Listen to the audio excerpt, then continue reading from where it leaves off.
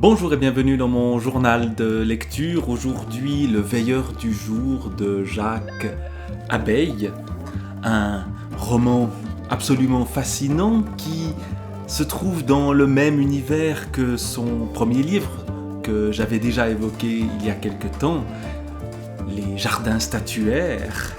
Nous sommes dans une ville-État assez étrange nommée Térèbres. Et un personnage entre dans cette ville. Ce personnage, on ne sait pas qui c'est et lui-même ne sait pas qui il est. Il arrive des forêts, de lieux un peu en périphérie très lointaine, et il arrive dans la banlieue de cette ville. Il entre dans la ville et la découvre. Et tout ceci est plein de mystères, plein de choses étranges. Il n'y comprend pas grand-chose. On a souvent l'impression d'être dans un rêve quand on lit ce roman-là. Et on est assez perdu au départ, puisqu'on ne sait pas où on arrive, on ne sait pas qui on est. Il va, ce personnage, petit à petit, découvrir des bribes de ce qu'il est, rencontrer d'autres personnes. Il se retrouve dans une auberge, fasciné par une servante de l'auberge. Et cette servante va se présenter, va être reconnue comme une sorte de révélation. Il est l'homme qu'elle attendait depuis toujours. Elle se met nue dans sa chambre quand il revient, et des étreintes ont lieu, et ensuite il va trouver un poste de veilleur du jour dans une sorte d'entrepôt, un lieu là aussi dont on ne sait pas trop ce qu'il est, qu'il va découvrir petit à petit et qui va le fasciner complètement. On lui dit qu'il doit veiller à ce lieu, mais qu'il n'a rien à faire, qu'il a juste à attendre que quelqu'un vienne. Mais quelqu'un, on ne sait pas qui, lui-même ne sait pas qui, mais il doit être là quand cette personne viendra. C'est donc le veilleur du jour que Barthélemy l'écriveur, puisque à un moment donné, il va découvrir son propre nom. Mais ça se passe après bien des pages où tout d'un coup, on lui demande son nom et on le découvre. Là se trouve seulement à la page 129. Et puis donc il se retrouve dans ce lieu fascinant qu'il explore, qu'il découvre petit à petit, qu'il décrit, ou que Jacques Abeille décrit avec un style flamboyant et qui entre dans les détails et dans les méandres de la phrase, et on ne sait jamais trop si on nous décrit les choses telles qu'elles sont ou telles qu'elles sont rêvées. Les sarcophages rudes et assoupis, les stèles émergeant à demi, au-dessus de l'ondoiement de l'herbe dérivaient doucement, dans une anse immobile du temps, une enclave de tourbillons fixes, entraînant à leur flanc toute une végétation parasitaire qui témoignait d'une fusion progressive, d'un inéluctable glissement à l'indifférence de l'élémentaire. Voilà le genre de phrase qu'on trouve, qui à la fois sont de la description du lieu, mais on entre dans cet indescriptible, l'inéluctable glissement à l'indifférence de l'élémentaire. Qu'est-ce que c'est ? On voit que ça s'étiole, ça prend des dimensions, j'allais dire cosmiques ou mythiques. Il y a de ça, il y a une ancienne civilisation dont il reste ce lieu précis, mais on ne sait pas trop ce que c'est, d'où ça vient, et ça continue, mais à l'encontre de cette soumission à la terre, où on ne voyait d'abord que des ocelles rouillées de lichen ou des rides héritées de la contingence des intempéries, se laissait peu à peu distinguer des traces, des gravures, des figures. L'histoire encore revendiquait sa part en des images que semblaient articuler des récits. Un oiseau, d'abord, un froissement de branches hâtif et accidentel dans les rameaux du sureau, puis des frémissements frustes sous le couvert et la bestiole visible soudain sur un sillon balançant encore, lorgnant de droite, de gauche, se gardant, se gaussant, polissant son bec hors de propos, comme sous l'effet d'un brusque scrupule, toute une rhapsodie fugace enfin. Un oiseau, là c'était tirait tout ce que je viens de lire et on reprend le sujet. Un oiseau avait tiré Barthélemy, l'écriveur, de sa somnolence, et quand l'animal s'était élancé par-dessus les murs qu'il avait franchis d'un trait comme une pierre tombant dans l'abîme du ciel, le regard que le veilleur avait abaissé sur les sépultures était aiguisé à neuf et avait commencé à reconnaître les signes dissimulés jusqu'alors dans l'inégalité revêche des surfaces dépolies. Ce fut en lui comme un mince filet de vie dont la source s'ouvrait timidement, et transi d'impatience, il se mit avidement à fouiller de l'œil les contours qui enguirlandaient les masses sombres de dessins perclus. Il ne sortit de sa contemplation que de longues heures plus tard, rompu par un foisonnement apocalyptique de symboles. Voilà dans quelle ambiance on se trouve, une ambiance mystique avec un vocabulaire très riche et des phrases tortueuses qui nous bercent et qui nous fascinent, et qui fascinent parce que les lieux décrits sont fascinants et fascinent le personnage. Ici, c'est un cimetière abandonné, il y a des pièces étranges, des murs immenses. On ne sait pas où on est, et il y a des livres aussi, il y a des livres où l'on découvre les histoires anciennes, mais ces livres-là, le veilleur du jour les lit, mais nous ne les lisons pas, nous restons dans le mystère en permanence. Et puis, il y a aussi des affaires politiques là derrière, le pouvoir actuel de cette ville de Térèbres qui est un pouvoir de plus en plus autoritaire. Il y a un professeur d'université qui doit donner son cours dans un ancien amphithéâtre qui est à l'abandon, mais parce qu'il est peut-être quelqu'un qui subvertit la jeunesse. Il y a des étudiants, et en particulier une étudiante qui va jouer un rôle fondamental, qui va être peut-être celle qui vient vers Barthélemy l'écriveur, celui qui est le veilleur du jour et qui attend quelqu'un, mais qui il ne sait pas, elle vient. Et une histoire se développe entre eux, une histoire amoureuse et sensuelle. Et il y a énormément de sensualité dans les descriptions de leurs rencontres multiples. Et puis, tout ça se déroule dans cette ville qui est un cadre lui aussi fascinant. Voici encore un passage justement sur la ville de Térèbres qui élargit ce cadre. On avait ce lieu central, c'est le cœur de la ville, que l'endroit où se trouve Barthélemy. Mais il y a la ville autour, une ville qui là aussi est tout à fait extraordinaire. La ville, nous écritons au tout début de la deuxième partie du livre, la ville, à certaines heures, avait ce charme encore de s'emplir de soleil et de demeurer sous le ciel parfaitement silencieuse, immobile, étale et comme abandonnée. Les rues s'ouvraient sans réticence, s'offraient au pas du veilleur qui portait le livre.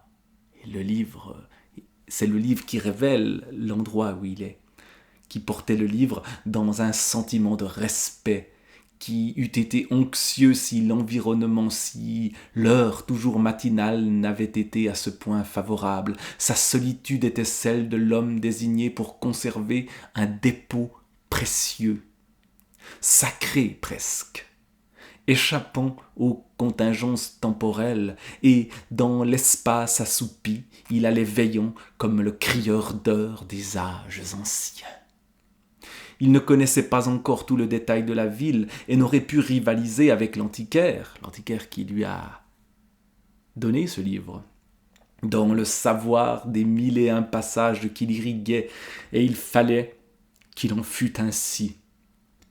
Mais malgré la confusion et l'incertitude de ses repères, il en sentait mieux la présence, comme d'un grand corps dont en lui commençaient de se raccorder les membres. Ce matin-là, marchant vers l'entrepôt, il savait que l'ordonnance viendrait en quelques grands dessins invisibles, étoilant autour de lui, en quelque lieu qu'il se trouvât, et surtout à partir de son poste de veille, le tracé des profondes artères et des membres puissants de la cité. Cela viendrait dévoilé peut-être par un nouvel initiateur déjà en chemin vers lui, ou bien mûrissant dans l'ombre de son propre cœur comme un fruit qui, la saison venue, se fendrait pour étaler sa pulpe en une maquette vivante des 1000 voix de Thérèbre. Alors, le dernier homme pourrait venir. Et quelque chose de presque biblique dans la manière dont les choses sont décrites. Alors, le dernier homme pourrait venir, cette idée sacrée, quelque chose d'une narration sacrée, quelque chose d'essentiel doit avoir lieu. Il y a une prophétie presque ici qui est présente, et quelqu'un viendra. Ce quelqu'un, c'est cette étudiante, c'est une certaine Coralie. Rencontre extrêmement intense. Mais qui est Coralie ? D'autres personnages tournent autour du veilleur du jour, de l'étudiante, notamment un membre de la police, et puis des politiques très, très haut placés dans la cité de Thérèbre. Et tout ceci est aussi sous la marque d'une certaine menace qui se fait jour petit à petit. Il y a des moments de grande sensualité, de grand désir, de grand plaisir, et puis tout d'un coup, le mal revient. Mais ce qui est vraiment fascinant dans ce livre-là, c'est la manière dont tout ceci est écrit, dont tout ceci est décrit. Et c'est cette ville de Thérèbre, ténèbres. On a là aussi un jeu sur les mots. On découvre les mystères de la ville et les mystères de la vie et les mystères de l'amour en même temps. Et tout cela se fond. La ville est un corps. Et dans la description que je viens de lire, étale et comme abandonnée, s'offrait au pas du veilleur. Il y a quelque chose comme une femme qui s'offrirait. Et il y aura la rencontre de Coralie, qui est la femme qui s'offre. Effectivement, la femme qui fascine. Et ceci est extrêmement présent. Voilà une scène encore où Barthélemy et Coralie sont ensemble. Si la quête que désormais ils menaient côte à côte les rapprochait, elle dressait aussi entre eux l'objet auquel elle s'appliquait et en faisait une sorte de frontière d'autant plus insurmontable qu'innommée.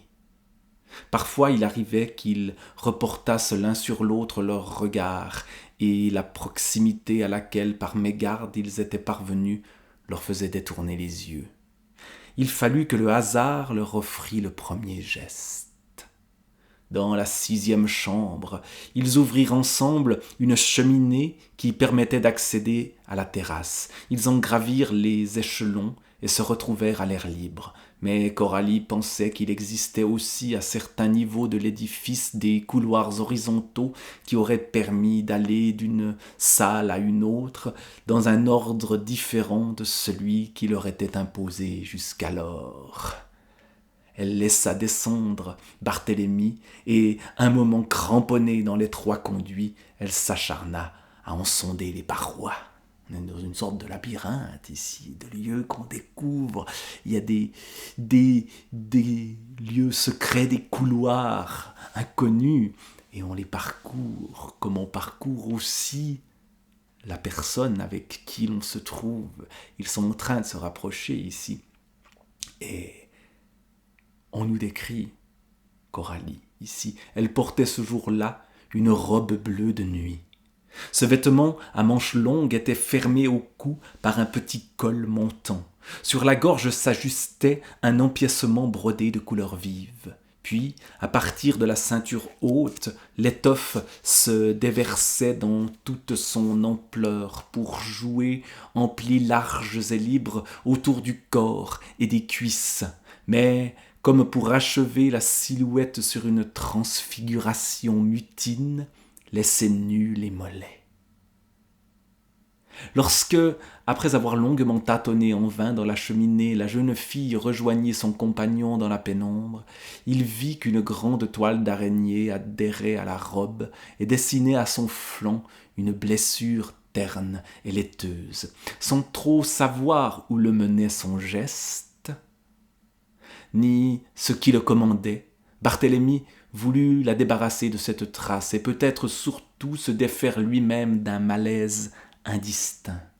Il approcha la main, tendant les doigts en pince pour piquer prestement quelques filaments sales et arracher à leur suite toute la traînée grise, mais son geste n'eut pas les résultats escomptés. Le travail de l'araignée était peut-être lui aussi fort ancien, et le veilleur ne réussit qu'à recueillir au bout de ses doigts un peu de poudre impalpable, tandis que la longue trace demeurait bien visible et quasi intacte sur le fond bleu de nuit de la robe. Faites attention à ce détail de la toile d'araignée, mais fort ancienne, qui devient mythologique quasiment. Alors, sans s'accorder le moindre délai de réflexion et emporté dans une obstination toute machinale, il entreprit de chasser la toile d'araignée en frottant l'étoffe du plat de la main. Coralie, à son tour attentive jusqu'à la fascination, se prêtait à l'opération en tenant le bras écarté du buste. Mais à peine Barthélemy eut-il effleuré ce corps qu'il sentit à travers le tissu la chair de la jeune fille monter à la rencontre de sa main qui soudain douée d'une autonomie scandaleuse et bouleversante, et dont il s'avisa alors qu'il ne pressentait les gestes qu'avec un considérable retard, accueillait ce don avec avidité et se collait étroitement au plus tendre de la taille de Coralie.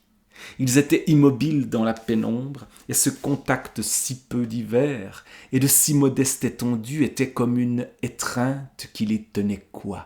Ils ne se regardaient pas, médusés par l'événement dont ils ne pouvaient ni l'un ni l'autre se représenter comment il s'était produit, et cependant conscients qu'en lui se concentrait avec éclat le très long et très obscur cheminement d'une irréfutable nécessité. Ils ne voyaient rien, ou constataient seulement qu'ils se tenaient ensemble et proches sur le seuil de leur futur dont s'éclairait sans hâte devant eux le delta fabuleux, et ils n'osaient aller. Debout tous deux, sur la sphère de leur vie déjà mêlée, ils attendaient encore qu'un dernier signe vînt du dehors précipiter ce qui s'ébauchait, et ils aggravaient cette attente de toute leur énergie contenue. Était-ce épuisement ou parce que bien avant lui, elle avait trouvé la vaillance de s'abandonner toute? Alors que, n'osant croire, il hésitait encore et ne savait rompre sa propre immobilité, Coralie tombait contre lui, s'abîmait en lui comme un jeune arbre dans les fougères hautes, et, comme il sentait se presser contre le sien le torse de la jeune fille, une libre tendresse fut donnée, et son corps même se creusa pour recueillir celui de Coralie et se rassembler sur elle. Ses mains, jamais si vastes qu'ainsi retenaient ce fluide de chair déjà des lèvres, il lui frôlait lentement la tempe, l'angle des paupières, le point de fuite de la joue au plus près de l'oreille, parmi les boucles brunes qui versaient l'ombre sur ce visage perdu de proximité, et les lèvres, enfin, dans cette timidité neuve qui les retenait de mêler leur souffle. Mais l'instant de nouveau basculaient et ils furent bouche à bouche longuement. Le mouvement de chute qui les vouait l'un à l'autre et les mains de Barthélemy, dont il ne mesurait plus l'initiative, froissaient la robe de Coralie et l'enroulaient comme un cordage qui lui garrottait le buste et l'oppressait. Elle était nue plus qu'à demi quand Barthélemy la défit de ce premier lien. Et cette description de ce qui pourrait être obscène, de ce qui pourrait être vulgaire, est faite avec une délicatesse et une fascination et un sérieux. Un sérieux, il se passe quelque chose de sacré. Il y a vraiment cette atmosphère de sacralité qui est présente tout le temps.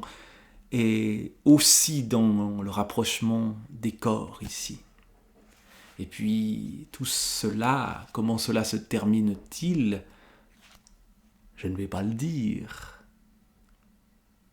Mais le veilleur du jour attend. Était-ce elle qui l'attendait?